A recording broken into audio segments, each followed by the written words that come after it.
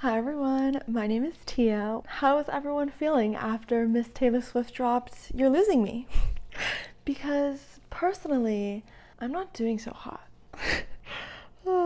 In light of Taylor doing that to us, I've decided to do my monthly reading wrap up a little bit differently. We don't need any more negativity. We already have You're Losing Me. I can't handle any more sadness, so I'm only going to talk about the books that I really liked this month. That's it. We're going into this with a positive attitude. We're going into this as if it stayed in the vault, But I have some books, I want to talk to you about a book that literally feel like fundamentally changed my brain chemistry. I'm excited about it. So I read 10 books this month of May. I will probably put an overlay and I'll give you the rundown of what I read. I don't feel like a lot of them are worthy of your time. I have negative opinions about, so we can just gloss over those. I want to talk to you about 2 books I'm begging on my hands and knees for you to read, for you to give a chance. Oh, I have my laptop for my notes. Look, I have freaking Kirby Carr. I will link her Etsy shop below. I don't even know if she makes these anymore, but I'm obsessed with Kirby. So let's just start with a new lifetime favorite of mine, Recursion by Blake Crouch. I randomly saw TikTok. She didn't give me any information. She said it was 6 out of 5 stars. She's just honestly go into it blind. And I followed her recommendation. I didn't even read the synopsis. If you've been watching my channel, I love going into books blind completely. A part of me wants to tell you literally everything about this book to try and convince you to read it, but then a part of me also just wants to beg you to read it without any additional information and just trust me.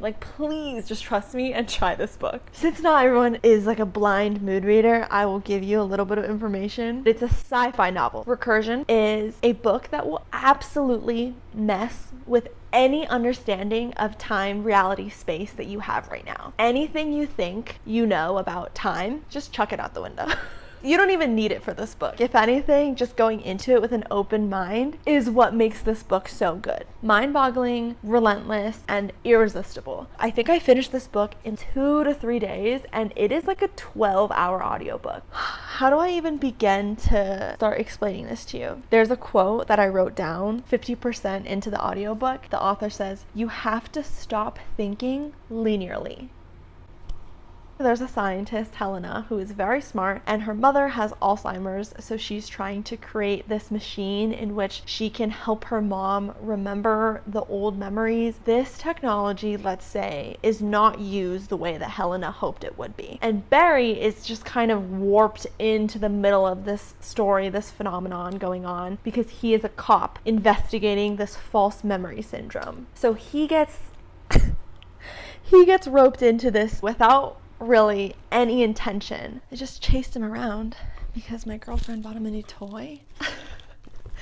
And he ate the flower off of it. Hero. I'm out of breath. That's honestly all I want to tell you about Recursion. It's just such an interesting, engaging novel. You don't expect it to collapse and snowball the way that it does, global scale. You're so roped in and you're oh my gosh, how are these people gonna get out of this? You just want to keep reading. It's an addicting read. It is so good. Blake Crouch's writing is honestly so engaging that the entire time I was reading this, I was watching a movie in my head. I don't know if you experienced that. I don't know how readers do it if they don't see pictures in their head, but literally this entire book was a 2-day movie for me. It was the most fun that I have had reading a book in such a long time. If you love books with strong female characters, Helena is it. She doesn't let any man or anyone, honestly, tell her what to think, tell her what to do. She's so dead set in her own ways and her own moral code that it's admirable. I don't necessarily agree with every single decision that she made, but it's admirable because she stuck to her guns the entire book. She's such a dependable, headstrong character. She's so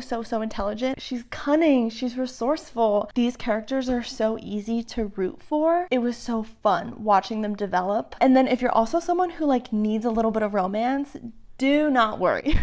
Blake Crouch has got your back, for real. The romance, definitely not the main plot line, but it is so integral to Recursion. You know what? I was gonna say more, but I don't even want to. I absolutely love this book. I will definitely be reading more of Blake Crouch's writing. This book got me into sci-fi. I'm going to be trying to find another recursion for the rest of the year. It was so fun. And then what I want to talk about too is a really cute new contemporary romance release. I got the arc of it, but it's called Mrs. Nash's Ashes, which isn't that such a cute title? By Sarah Adler. This is her debut novel, which I was very impressed by. I will definitely be reading everything else that Sarah Adler publishes from now on. This premise of the story alone is just honestly hysterical. You've got Millie, who is a starry-eyed romantic, and Hollis, who is a cynical writer who doesn't believe in true love, and they take a road trip because Millie needs to bring Mrs. Nash's ashes to a lifelong lover. This road trip just might upend everything they believe about true love. The closer they get to their destination, the more Millie has to admit that maybe this trip isn't just about Mrs. Nash's love story after all. Maybe it's also about her own. Doesn't that just one sound so silly?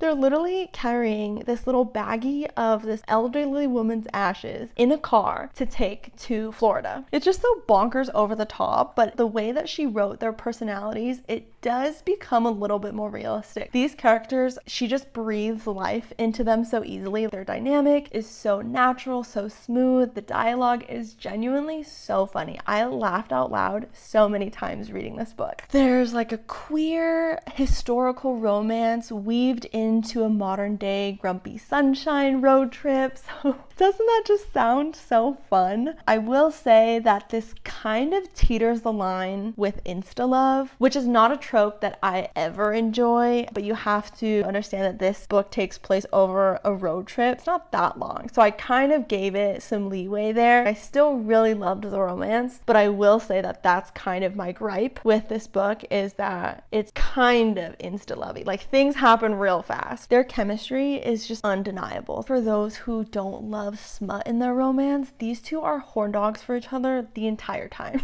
There's lots of sexual tension. The chemistry is insane. There's lots of banter. The banter reminded me a little bit of Emily Henry's in a good way, not like a plagiarism bad way. She was able to weave in those really cute, sweet moments when they were arguing or when there was a really serious moment. Sarah Adler did a really good job of being able to make you laugh in the middle, which is something that I always really appreciate. Millie as a character is just genuinely so freaking awkward that it's hilarious. I will say she's quite childish, but that really juxtaposes Hollis's clear-cut, very sarcastic. He's really sly. He has a stone-cold demeanor. They fit really well together. And what I want to say about this book is just it's genuinely fucking funny. I love these two characters. They are hilarious. They crack me up, and I really liked it. Happy debut to Sarah Adler. I'm officially a fan. Those are my two. I would love if you gave those a try. Recursion was 6/5 stars. Lifetime favorite, not something I take lightly. Mrs. Nash's Ashes, I gave 4 stars. The whole insta-love-ish vibe that you get is something that I don't love in romances. Still very good and absolutely worth your time. Some definite contenders are My Oxford Year by Julia Wayland, who wrote one of my other lifetime favorites, Thank You for Listening. I gave My Oxford Year 4 stars. It was pretty good. This American girl, Ella, she's a Rhodes Scholar. I didn't know what that was. So they ship you off to Oxford. There's only 30 spots a year and you study abroad in Oxford. And along the way, she decides, I want to go to Oxford and really come into myself. And she honestly finds out a lot about herself. And I just thought it was a really heartfelt novel. Julia Wayland, you can honestly just tell so evidently how much she loves and appreciates literature, poetry, the English language as a whole. Both Thank You for Listening, I feel like you could see her passion about technicalities in language, like the syntax. You could tell that she's a very famous audiobook narrator, whereas in My Oxford Year, it was very obvious that she loves being an author and she loves to write and she really appreciates the art of language and writing, because there's definitely a lot of poetry embedded into the writing. I just banged my foot so hard. What was I even saying? My foot fucking hurts. It was good.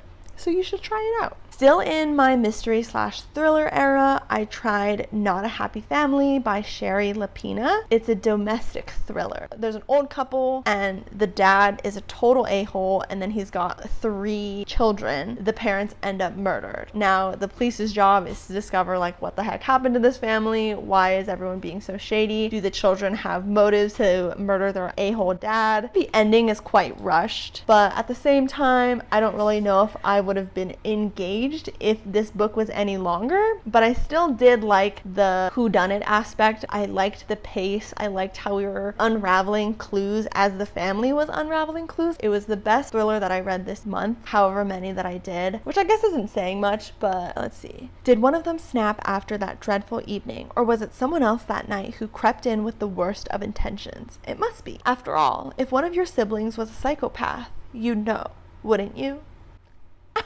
So I had a good time reading it. I don't really feel like the writing stuck out to me, but the writing definitely wasn't bad that it took me out of the stories. And then I slept at like 2 or 3 in the morning last night because I am eating up Fourth Wing. It's the most popular book talk book right now, and I was feeling really left out, so I wanted to give it a shot. I'm having a blast. It is so fun. You follow this girl, Violet. She is in this universe where you're separated into districts, like Divergent, where you're either X, Y, or Z, and then that's your lifelong path to whatever occupation, that's your identity. She was trained by her father to be a scribe, a scholar, but her mom is a huge leader of the riders, which are essentially the soldiers. They freaking ride dragons. They ride dragons. So she is pulled from being a scribe, and now she's training to be a dragon rider. She's so easy to root for, this girl. Violet is such a fun main character to be in the head of. It's sophisticated enough to not be a YA, but it's also elementary enough where new fantasy readers like myself aren't intimidated. It's quite an easy thing to follow. The names, I'm like, I don't know how to pronounce that in my head, so I'm just gonna bleep it out when I read it, you know what I mean? But besides that, it's a pretty easy fantasy world to get immersed into. I'm about 50% of the way through, and once you hit 25%, you're like,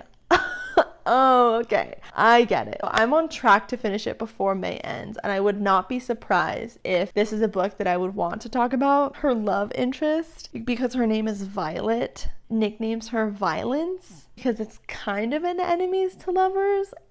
And if that alone doesn't convince you to pick this up, there are dragons. It brings me back to the nostalgic Hunger Games / Divergent / Percy Jackson era of media, and I'm having so much fun. So I had a good reading month. I did not have a good time listening to Taylor Swift's You're Losing Me. I'm sure no one did. I don't think even she wants to listen to it. People are like, from the vault, girl wrote it, recorded it, and released it all in the same day. I hope you're having an amazing May, and I'm hoping for an even better June. My birthday is actually on the 4th. It's my 24th birthday is soon. Time isn't real. Read Recursion by Blake Crouch. But anyway, I hope you have a super awesome day, and thank you so much for tuning in.